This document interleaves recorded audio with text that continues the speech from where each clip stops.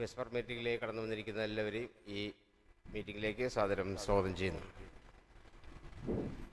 മീറ്റിംഗിൻ്റെ തുടർച്ചയായിട്ട് 42ാമത്തെ പാട്ട്, മനസ്സൊരുക്കുക നാം ഒരു പുതുക്കത്തിനായി എന്ന പാട്ട്. 42 ഇവർക്ക് എഴുന്നേറ്റൊന്ന് ആലപിക്കും. മനസ്സൊരുക്കുക നാം ഒരു പുതുക്കത്തിനായി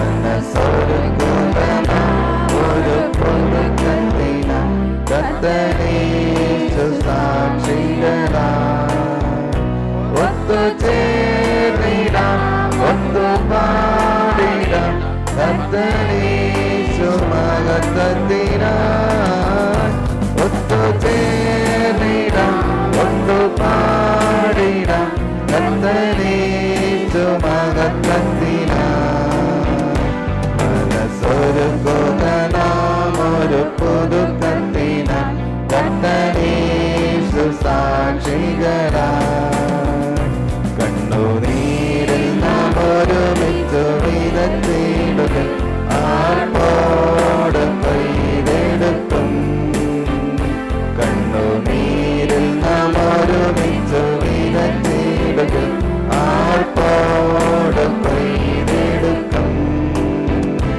ആത്മശക്തിയിൽ അടരാടുമ്പോൾ അവനായി നാം ജയമെടുക്കും ആത്മശക്തിയിൽ അടരാടുമ്പോൾ അവനായി നാം ജയമെടുക്കും മനസ്സൊരുക്കുക നാം ഒരു പുതുക്കത്തിനായി കർത്തനേശു സാക്ഷികളായി നീർത്തോടുകൾ തേടുന്ന മാൻപേടകം അതിദാഹത്തോടെ നമ്മൾ നീർത്തോടുകൾ തേടുന്ന മാൻപേടകം അതിദാഹത്തോടെ നമ്മൾ ആത്മമാരിക്കായി പ്രാർത്ഥിച്ചിടുകെ അവൻ നമ്മെ നിറച്ചിടുമേ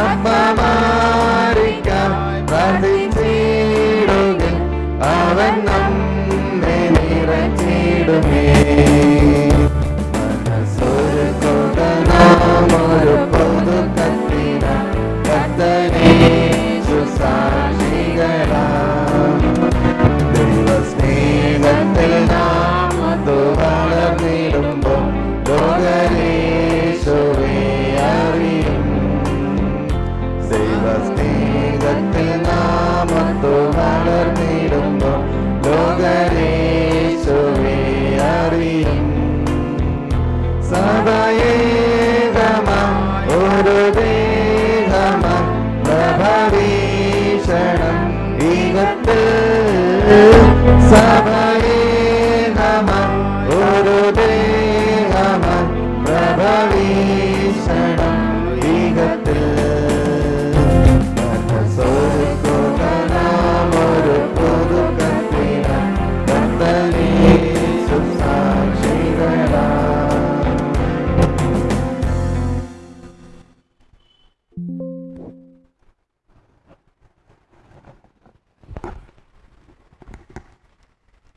വായനയ്ക്കായി തിരഞ്ഞെടുത്തിരിക്കുന്ന ആ വേദഭാഗം 121 സങ്കീർത്തനം. 121 സങ്കീർത്തനം വായിക്കുന്നു. ഞാൻ എൻ്റെ കണ്ണ് പർവ്വതങ്ങളിലേക്ക് ഉയർത്തുന്നു, എനിക്ക് സഹായം എവിടെ നിന്ന് വരും? എൻ്റെ സഹായം ആകാശത്തെയും ഭൂമിയെയും ഉണ്ടാക്കിയ യഹോവയെങ്കിൽ നിന്ന് വരുന്നു. നിന്റെ കാൽ വഴുതുവാൻ അവൻ സമ്മതിക്കുകയില്ല, നിന്നെ കാക്കുന്നവൻ മയങ്ങുകയുമില്ല. ഇസ്രായേലിൻ്റെ പരിപാലകൻ മയങ്ങുകയില്ല, ഉറങ്ങുകയുമില്ല. യഹോവ നിന്റെ പരിപാലകൻ, യഹോവ നിന്റെ വലത്തുഭാഗത്ത് നിനക്ക് തണൽ. പകൽ സൂര്യനെങ്കിലും രാത്രി ചന്ദ്രനെങ്കിലും നിന്നെ ബാധിക്കുകയില്ല. യഹോവ ഒരു ദോഷവും തട്ടാതെ വണ്ണം നിന്നെ പരിപാലിക്കും, അവൻ നിന്റെ പ്രാണനെ പരിപാലിക്കും. യഹോവ നിന്റെ ഗമനത്തെയും ആഗമനത്തെയും ഇന്നു മുതൽ എന്നേക്കും പരിപാലിക്കും. യഹോവ നിന്റെ ഗമനത്തെയും ആഗമനത്തെയും ഇന്നു മുതൽ എന്നേക്കും പരിപാലിക്കും. ഈ വചനങ്ങളാൽ ദൈവം നമ്മെ അനുഗ്രഹിക്കട്ടെ. നമുക്ക് ഏവർക്കും മുട്ടുമേൽ നിന്ന് സിസ്റ്റർ മേരിയോടൊത്ത് പ്രാർത്ഥിക്കാം.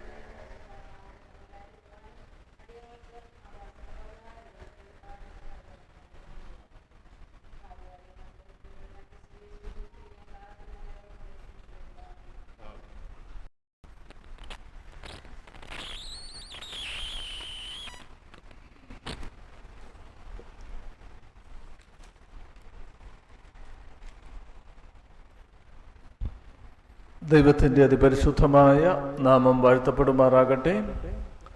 അനുഗ്രഹമേറിയ ഒരു വിശുദ്ധ ദിവസം കാണുവാൻ സ്വർഗത്തിലെ ദൈവം നമ്മേവരെയും ഇടയാക്കുന്ന വലിയ കൃപകൾക്കായി നമുക്ക് ദൈവത്തെ സ്തുതിക്കാം. അപ്രകാരം ഈ വിശുദ്ധ ദിവസത്തിൻ്റെ പ്രാരംഭ മണിക്കൂറുകളിൽ നമുക്ക് ദൈവത്തിൻ്റെ സന്നിധിയിലായിരിക്കുവാനും സ്വർഗത്തിലെ ദൈവത്തെ ഗാനങ്ങളാൽ പാടി സ്തുതിക്കുവാനും ദൈവത്തോട് പ്രാർത്ഥിക്കുവാനും ദൈവിക വചനങ്ങളെക്കുറിച്ച് ചിന്തിക്കുവാനൊക്കെയും സ്വർഗത്തിലെ ദൈവം ഇടയാക്കുന്ന വലിയ കൃപകൾക്കായി നമുക്ക് ദൈവത്തെ സ്തുതിക്കാം. അപ്രകാരം ഈ വിശുദ്ധ ദിവസത്തിൻ്റെ പ്രാരംഭ മണിക്കൂറുകളിൽ ദൈവത്തിൻ്റെ ആലയത്തിലായിരിക്കുന്ന ദൈവത്തിൻ്റെ പ്രിയപ്പെട്ടവരായിരിക്കുന്ന നിങ്ങളേവരെയും വീണ്ടും വരുന്നവനായ കർത്താവ് യേശുക്രിസ്തുവിൻ്റെ നിസ്തുല്യ നാമത്തിൽ ഈ വചന ശുശ്രൂഷയിലേക്ക് ഹാർദവുമായി സ്വാഗതം ചെയ്യുന്നു. നമുക്കെല്ലാവർക്കും പ്രാർത്ഥനയോടായിരിക്കാം. സ്വർഗത്തിലെ ദൈവം നമ്മേവരെയും അനുഗ്രഹിക്കുമാറാകട്ടെ. 121 സങ്കീർത്തനം നമുക്കെല്ലാവർക്കും സുപരിചിതമായിരിക്കുന്ന ഒരു സങ്കീർത്തനമാണ്. ആ സങ്കീർത്തനത്തിൻ്റെ ആദ്യത്തെ ഭാഗത്ത് സങ്കീർത്തനക്കാരൻ ഇപ്രകാരം പറയുന്നു: ഞാൻ എൻ്റെ കണ്ണ് പർവ്വതങ്ങളിലേക്ക് ഉയർത്തുന്നു, എനിക്ക് സഹായം എവിടെ നിന്ന് വരും? എൻ്റെ സഹായം ആകാശത്തെയും ഭൂമിയെയും സൃഷ്ടിച്ച യഹോവയെങ്കിൽ നിന്ന് വരുന്നുവെന്ന് ദൈവത്തിൻ്റെ വചനം പറയുന്നു. അപ്പോൾ സങ്കീർത്തനക്കാരൻ തൻ്റെ കണ്ണ് പർവ്വതങ്ങളിലേക്ക് ഉയർത്തുന്നു എന്ന് ദൈവത്തിൻ്റെ വചനം പറയുന്ന. നമ്മൾ യെരൂശലേമിനെ കുറിച്ച് ചിന്തിക്കുമ്പോൾ യെരൂശലേം എന്ന് പറയുന്നതായിട്ടുള്ള പട്ടണത്തിന് ചുറ്റും നിരവധിയായിരിക്കുന്ന പർവ്വതങ്ങൾ നിലനിൽക്കുന്നുവെന്ന് കാണുവാൻ സാധിക്കാം. പ്രത്യേകിച്ച് ഇസ്രായേലിന്റെ വിശ്വാസ പ്രമാണമനുസരിച്ച് അബ്രഹാം തൻ്റെ മകനായിരിക്കുന്ന ഇസഹാക്കിനെ യാഗം കഴിച്ച മോറിയ മലയുടെ മുകളിലാണ് യെരൂശലേം ദേവാലയം സ്ഥിതി ചെയ്യുന്നത് എന്നാണ് അവർ വിശ്വസിക്കുന്നത്. ആ ദൈവാലയത്തെ ഉണ്ടാക്കുന്നതിന് വേണ്ടി ആഗ്രഹിച്ചു. എന്നാൽ ദൈവം ദാവീദ് രാജാവിനോട് പറയുന്നു: നീ ഒരു യോദ്ധാവാണ്, നിന്റെ കൈകൾ രക്തച്ചൊരിച്ചിലുകൾ നടത്തിയിട്ടുണ്ടോ, അതുകൊണ്ട് നീ ഒരിക്കലും എനിക്ക് നിന്റെ പുത്രനായിരിക്കുന്ന ശലോം ദാവീദ് രാജാവ്. എന്നാൽ അതേ ദാവീദ് രാജാവ് ഇവിടെ സങ്കീർത്തനം 121 പറയുകയാണ്: ഞാൻ എൻ്റെ കണ്ണ് പർവ്വതങ്ങളിലേക്ക് ഉയർത്തുന്നു. അതിനർത്ഥം യെരൂശലേം ദേവാലയം സ്ഥിതി ചെയ്യുന്ന മോറിയ മലയിലേക്ക് ദാവീദ് രാജാവ് ഒരുപക്ഷെ തൻ്റെ കണ്ണുയർത്തുന്നു എന്നായിരിക്കാം ഇവിടെ പറഞ്ഞിരിക്കുന്നത്.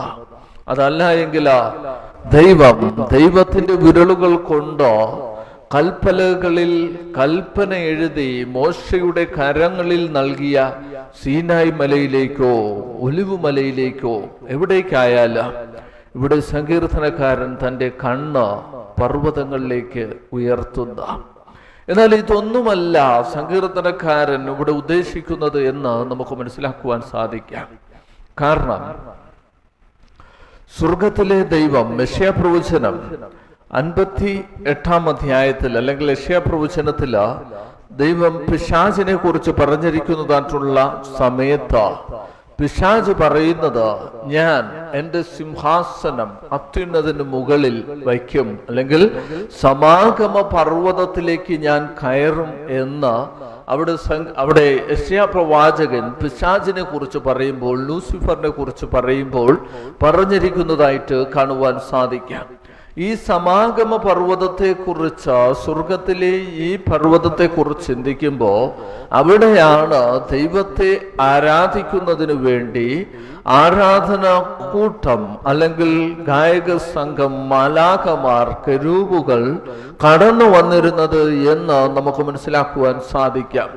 അപ്പോൾ ആ സമാഗമ പർവ്വതത്തിൽ ഇരുന്നരുളുന്ന ദൈവത്തിന് മുകളിൽ ഞാൻ എൻ്റെ സിംഹാസനം വയ്ക്കും എന്ന പിശാച് ലൂസിഫർ പറയുന്നതായിട്ട് കാണുവാൻ സാധിക്കാം. അപ്പോൾ അതേ സമാഗമ പർവ്വതത്തിലേക്ക് ഇവിടെ ദാവീദ് രാജാവ് തൻ്റെ കണ്ണുകൾ ഉയർത്തുന്നു. എന്നിട്ട് ദാവീദ് രാജാവ് സങ്കീർത്തനക്കാരൻ ചോദിക്കുകയാണ്: ഞാൻ എൻ്റെ കണ്ണ് പർവ്വതങ്ങളിലേക്ക് ഉയർത്തുന്നു, എനിക്ക് സഹായം എവിടെ നിന്ന് വരാം? എൻ്റെ സഹായം മറ്റൊരിടത്തു നിന്നും എനിക്ക് സഹായഹസ്തങ്ങൾ ഉണ്ടാവുകയില്ല. അങ്ങനെ സഹായഹസ്തങ്ങൾ ഉണ്ടായാലും അത് താൽക്കാലികമാണ്. ദൈവത്തിന്റെ വചനം വളരെ സ്പഷ്ടമായിട്ട് പറയുന്നു, മനുഷ്യനിൽ ആശ്രയിക്കുന്നത് വ്യർത്ഥം. എന്റെ സഹായം ആകാശവും ഭൂമിയും ഉണ്ടാക്കിയ യഹോവയെങ്കിൽ നിന്ന് വരുന്നു. ആ ദൈവം നമ്മുടെ ഓരോരുത്തരുടെയും കാൽ വഴുതുവാൻ സമ്മതിക്കുകയില്ല എന്നും, ഇസ്രയേലിന്റെ പരിപാലകൻ മയങ്ങാതെ ഉറങ്ങാതെ നമുക്കൊരോരുത്തർക്കും വേണ്ടി അവിടെ കാവൽ ചെയ്യുന്നു എന്നും ദൈവത്തിന്റെ വചനം സങ്കീർത്തനക്കാരൻ പ്രത്യാശയോടുകൂടെ അവിടെ പറയുന്നതായിട്ട് കാണുവാൻ സാധിക്കാം. അപ്പോൾ നമ്മുടെ ഓരോരുത്തരുടെയും പ്രത്യാശ, നമ്മുടെ ഓരോരുത്തരുടെയും സഹായം അത് ദൈവത്തിങ്കൽ നിന്ന് വരുന്നു എന്ന ഈ ഒരു ഭാഗത്തിലൂടെ നമുക്ക് മനസ്സിലാക്കുവാൻ സാധിക്കും. അല്ലെങ്കിൽ സങ്കീർത്തനക്കാരൻ വളരെ സ്പഷ്ടമായിട്ട് പറയുന്നു, നമ്മുടെ കണ്ണ് സ്വർഗീയ ആലയത്തിലേക്ക്, സ്വർഗത്തിലെ ദൈവം ഇരുന്നരുളുന്ന സമാഗമ പർവ്വതത്തിലേക്ക് ഉയർത്തണം. നമ്മുടെ പ്രത്യാശ, നമ്മുടെ സഹായം ആകാശവും ഭൂമിയും ഉണ്ടാക്കിയ യഹോവയിങ്കൽ നിന്നാണ് വരുന്നത് എന്ന ദൈവത്തിന്റെ വചനം ഓർമ്മിപ്പിക്കുന്ന. ഇനി ആ ദൈവം സ്വർഗത്തിൽ നിന്നും തന്റെ പുത്രനായിരിക്കുന്ന ക്രിസ്തുവിനെ, തൃത്വത്തിൽ രണ്ടാമനെ ഈ ഭൂമിയിലേക്ക് അയക്കുമ്പോൾ ഇവിടെ സങ്കീർത്തനക്കാരൻ രേഖപ്പെടുത്തുന്നു, യെശയ്യാ പ്രവാചകൻ രേഖപ്പെടുത്തുന്നു. യെശയ്യാ പ്രവചനം 53 അധ്യായം അതിന്റെ 4 വാക്യം ഇപ്രകാരമാണ് പറയുന്നത്: സാക്ഷാൽ നമ്മുടെ രോഗങ്ങളെ അവൻ വഹിച്ചു, നമ്മുടെ വേദനകളെ അവൻ ചുമന്നു, നാമോ ദൈവം അവനെ ശിക്ഷിച്ചും അടിച്ചും ദണ്ഡിച്ചും ഇരിക്കുന്നു എന്ന് വിചാരിച്ചു എന്ന്. ഇവിടെ കർത്താവായ യേശു ക്രിസ്തുവിനെ കുറിച്ച്, ക്രിസ്തുവിന്റെ ക്രൂശുമരണം സംഭവിക്കുന്നതിനും നൂറ്റാണ്ടുകൾക്ക് മുമ്പ് പ്രവാചകൻ ഇപ്രകാരം പ്രവചിച്ചിരിക്കുന്നു: സാക്ഷാൽ നമ്മുടെ രോഗങ്ങളെ അവൻ കർത്താവായ യേശു ക്രിസ്തു വഹിക്കുമെന്നും നമ്മുടെ വേദനകളെ ആ ക്രിസ്തു ചുമക്കുമെന്നും ദൈവത്തിന്റെ വചനം പറയുന്ന. ഇതിനെക്കുറിച്ച് നമ്മൾ സ്പഷ്ടമായിട്ട് ചിന്തിക്കുകയാണ് എങ്കിൽ ഗെത്സമനയുടെ അനുഭവത്തിലൂടെ കടന്നു ചെല്ലുമ്പോൾ വളരെ സ്പഷ്ടമായിട്ട് നമുക്ക് കാണുവാൻ സാധിക്കും, നമ്മുടെ രോഗങ്ങളെയും നമ്മുടെ വേദനകളെയും നമ്മുടെ പ്രയാസങ്ങളുടെയും പാപത്തിന്റെ പരിണിത ഫലത്തെ ഒക്കെയും കർത്താവായ യേശു ക്രിസ്തു ക്രൂശിൽ വഹിച്ചുകൊണ്ട് ആ ക്രിസ്തുവിന്റെ അടിപ്പിണരുകളാൽ നമുക്ക് ഓരോരുത്തർക്കും സൗഖ്യം നൽകിയെന്ന് കാണുവാൻ സാധിക്കാം. അപ്പോൾ ഇവിടെ സങ്കീർത്തനക്കാരന്റെ കണ്ണ് പർവ്വതങ്ങളിലേക്ക് ഉയർത്തി എന്റെ സഹായം എവിടെ നിന്ന് വരും എന്ന് ചോദിച്ചതിന് ശേഷം സങ്കീർത്തനക്കാരൻ പറയുകയാണ്, എന്റെ സഹായം ആകാശത്തെയും ഭൂമിയും ഉണ്ടാക്കിയ യഹോവയിങ്കൽ നിന്ന് വരുന്നു. എന്റെ കാൽ വഴുതുവാൻ ആ ദൈവം സമ്മതിക്കുകയില്ല. ആ ദൈവം ഇസ്രായേലിന്റെ പരിപാലകനാണ്. ഒരിക്കലും ആ ദൈവം ഉറങ്ങുകയോ മയങ്ങുകയോ ചെയ്യാതെ ദൈവത്തിന്റെ സ്വരൂപത്തിലും സാദൃശ്യത്തിലും സൃഷ്ടിച്ച നമുക്ക് ഓരോരുത്തർക്കും വേണ്ടി ആ ദൈവം പ്രവർത്തിച്ചു കൊണ്ടേയിരിക്കുന്നു.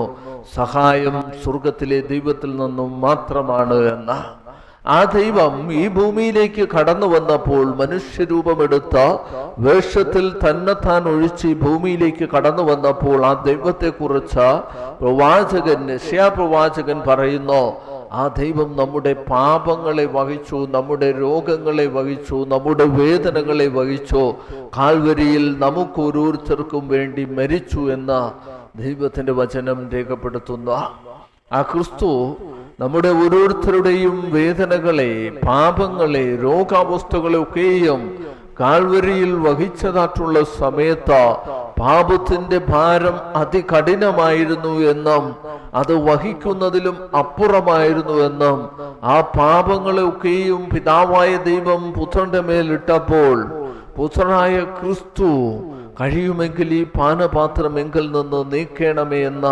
പിതാവിനോട് പ്രാർത്ഥിച്ചു എന്നും ദൈവത്തിന്റെ വചനം രേഖപ്പെടുത്തുന്ന ആ ക്രിസ്തു എന്തുകൊണ്ട് നമുക്ക് ഓരോരുത്തർക്കും വേണ്ടി ഇപ്രകാരം മരിച്ചു എന്ന് ചോദിച്ചാൽ സങ്കീർത്തനക്കാരൻ പറയുന്നു, നമ്മുടെ സഹായം ആകാശത്തെയും ഭൂമിയും സൃഷ്ടിച്ച സ്വർഗത്തിലെ ദൈവത്തിങ്കൽ നിന്നും മാത്രമാണ്.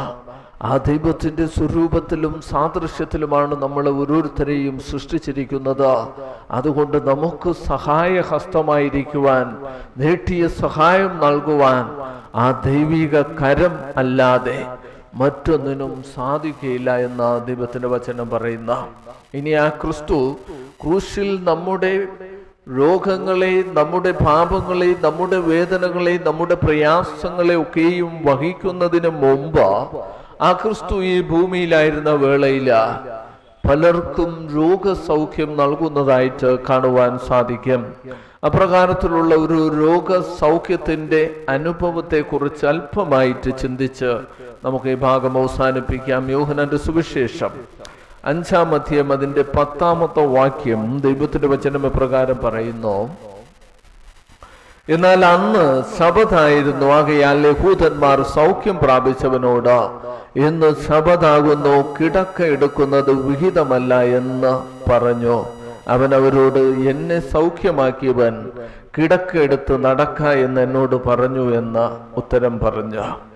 നമുക്കറിയാം, യോഹന്നാന്റെ സുവിശേഷം 5-ാം അധ്യായത്തിലേക്ക് കടന്നു വരുമ്പോൾ നമുക്ക് മനസ്സിലാക്കുവാൻ സാധിക്കും, കർത്താവ് യേശുക്രിസ്തു യെരൂശലേമിൽ ആട്ടുവാതിൽക്കൽ ബെതസ്ത എന്ന എബ്രായ പേരുള്ള ഒരു കുളമുണ്ട്. അതിന് 5 മണ്ഡപമുണ്ട്. അവയിൽ വ്യാധിക്കാർ, കുരുടർ, മുടന്തർ, ക്ഷയരോഗികൾ, ഇങ്ങനെ വലിയൊരു കൂട്ടം വെള്ളത്തിന്റെ ഇളക്കം കാത്തുകൊണ്ട് കിടന്നിരുന്നു. അതത് സമയത്തൊരു ദൂതൻ കുളത്തിലിറങ്ങി വെള്ളം കലക്കും. വെള്ളം കലങ്ങിയ ശേഷം ആദ്യം ഇറങ്ങുന്നവൻ ഏത് വ്യാധി പിടിച്ചവനായിരുന്നാലും അവന് സൗഖ്യം വരും. എന്നാൽ 38 ആണ്ട് രോഗം പിടിച്ച് കിടന്നൊരു മനുഷ്യൻ അവിടെ ഉണ്ടായിരുന്നു. അവൻ ചെറിയ കാലമായിരിക്കുന്നു എന്നറിഞ്ഞോ. നിനക്ക്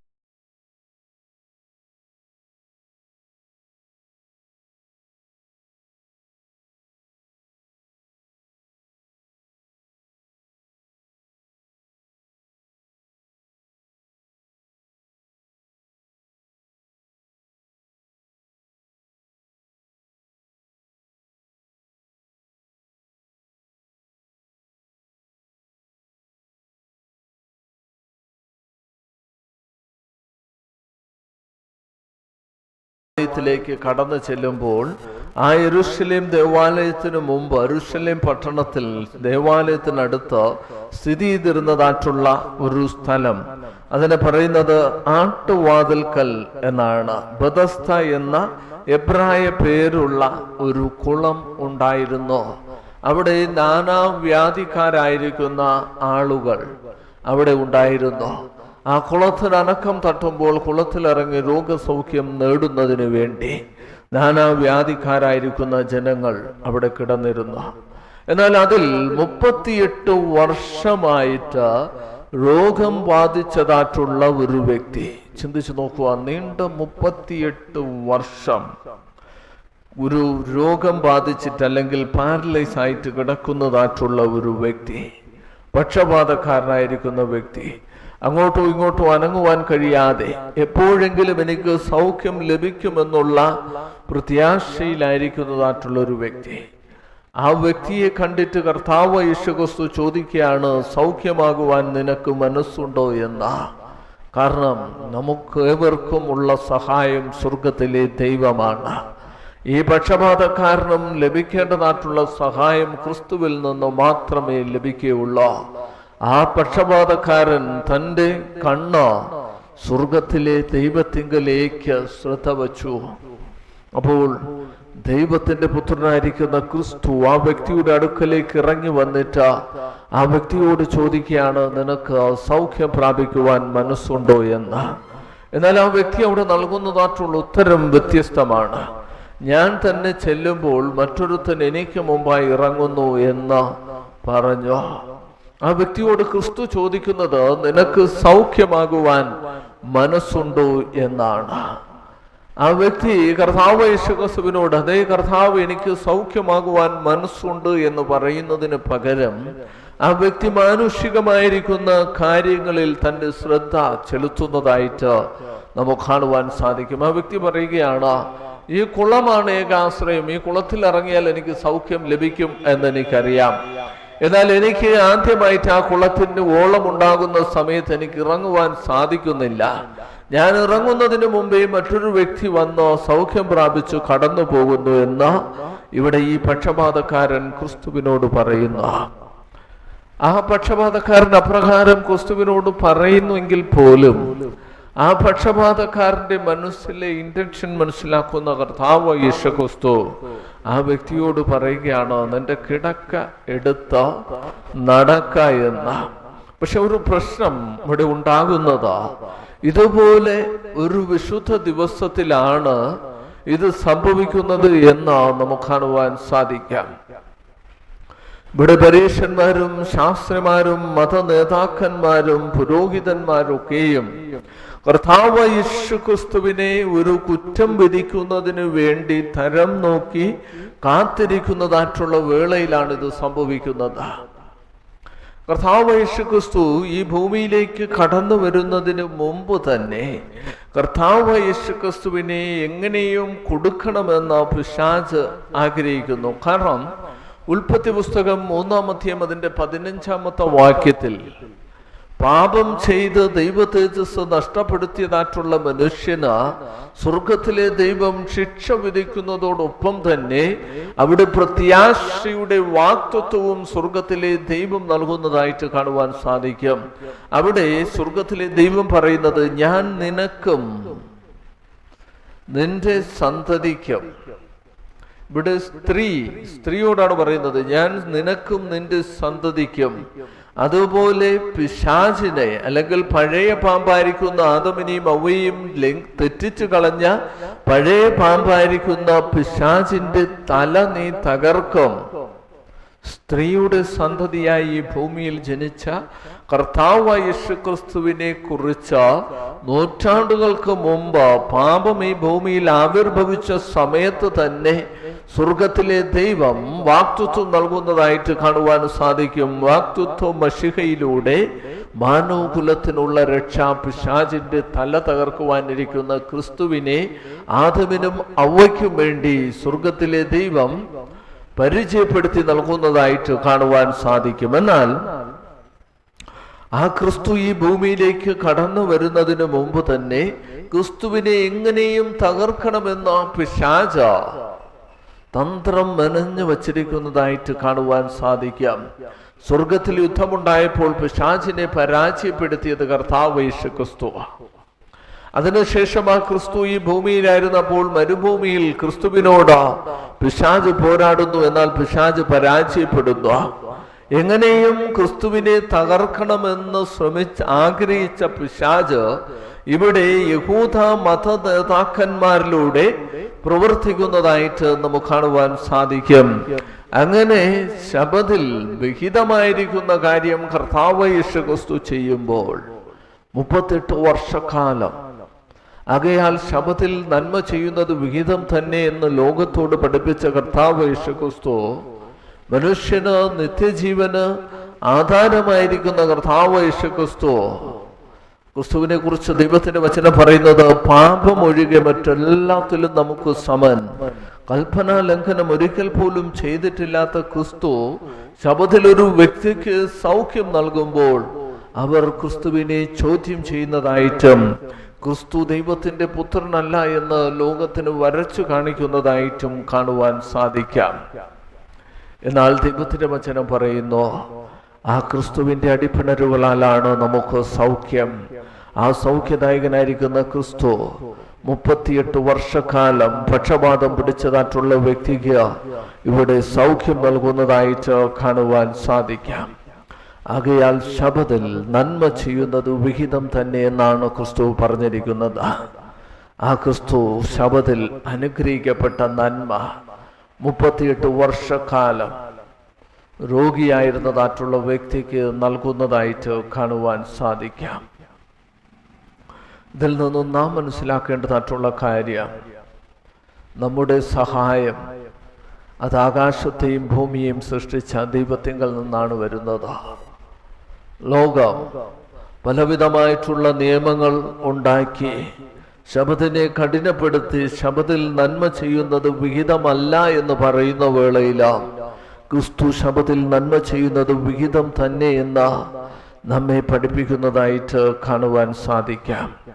അതുകൊണ്ട് കർത്താവ് യേശുക്രിസ്തു കാണിച്ചു തന്ന മാതൃക പ്രകാരം നാം ജീവിക്കേണ്ടതാണ്, നാം നന്മ ചെയ്യേണ്ടതാണ്, നാം പ്രവർത്തിക്കേണ്ടതൊക്കെയും ഏറ്റവും അത്യന്താപേക്ഷിതമാണ്. എന്നാലും നാം മനസ്സിലാക്കേണ്ടതായിട്ടുള്ളൊരു കാര്യം, ആ കർത്താവ് യേശുക്രിസ്തു നമ്മുടെ രോഗങ്ങളെ, നമ്മുടെ പ്രയാസങ്ങളെ, നമ്മുടെ പാപങ്ങളെ ഒക്കെയും ക്രൂശിൽ വഹിച്ച് നമുക്ക് ഓരോരുത്തർക്കും വേണ്ടി മരിച്ചുകൊണ്ട് നമുക്ക് പ്രത്യാശ നൽകിയിരിക്കുന്നു. ആ ക്രിസ്തുവിലേക്ക് നമ്മൾ കണ്ണുയർത്തിയാൽ നമുക്ക് സൗഖ്യവും ആശ്വാസവും സന്തോഷവും കണ്ടെത്തുവാൻ സാധിക്കാം. ഈ ലോകം തരുന്നത് പോലെയല്ല കർത്താവ് യേശുക്രിസ്തു നമുക്ക് നൽകുന്നത് എന്ന് കാണുവാൻ സാധിക്കാം. അതുകൊണ്ട് നമുക്ക് നമ്മുടെ കണ്ണുകളെ ക്രിസ്തുവിങ്കലേക്ക് ഉയർത്തി നമുക്ക് സഹായം നൽകുന്ന കർത്താവ് യേശുക്രിസ്തു മറ്റൊരു മലയിൽ നമുക്കൊരോരുത്തർക്കും വേണ്ടി രക്ഷാപദ്ധതി ഒരുക്കിയെന്ന ആ ക്രിസ്തുവിൻ്റെ അടിപ്പിണരുകളാലാണ് നമുക്ക് സൗഖ്യമെന്ന ആ ക്രിസ്തുവിൽ മാത്രമാണ് നമുക്ക് സഹായവും പ്രത്യാശയും ലഭിക്കുന്നത് എന്ന് മനസ്സിലാക്കി നമുക്ക് ആ ക്രിസ്തുവിൽ ആശ്രയിച്ച് നമ്മുടെ ജീവിതങ്ങളെ ക്രമീകരിച്ച് നമുക്ക് മുന്നോട്ട് നീങ്ങാം. അതിനായി ദൈവം നമ്മെല്ലാവരെയും അനുഗ്രഹിക്കുമാറാകട്ടെ. ആമേൻ.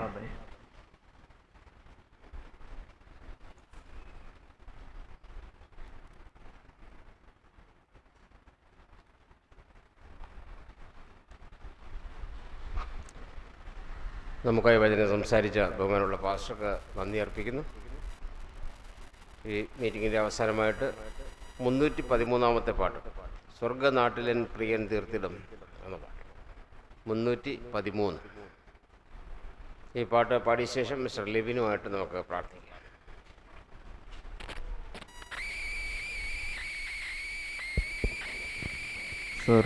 സ്വർഗനാട്ടിലൻ പ്രിയൻ തീർത്തിടും സ്വന്തം വീട്ടിൽ ചേർന്നിടുവാൻ മമകാന്തനെ ഒന്നു കാണുവാൻ മനം കാത്തു പാർത്തിടുന്നു.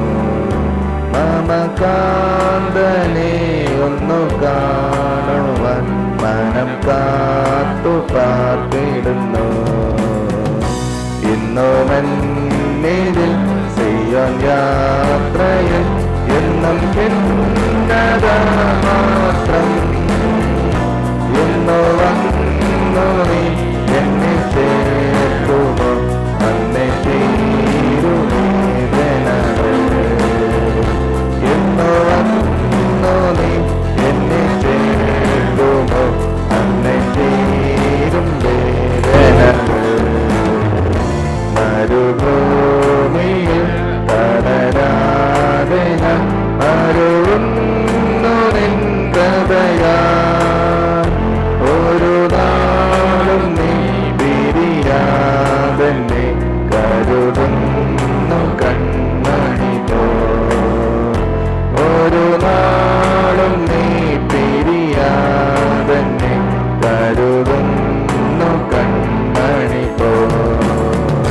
നല്ല നാഥനെ നിനക്കായി ഞാൻ വേല ചെയ്യുമന്ത്യം വരെ. അല്ലൽ തീർന്നു നിൻ സവിദേവര ഇല്ലപ്പാരിൽ വിശ്രമവും. അല്ലൽ തീർന്നു നിൻ സവിദേവര ഇല്ലപ്പാരിൽ വിശ്രമവും.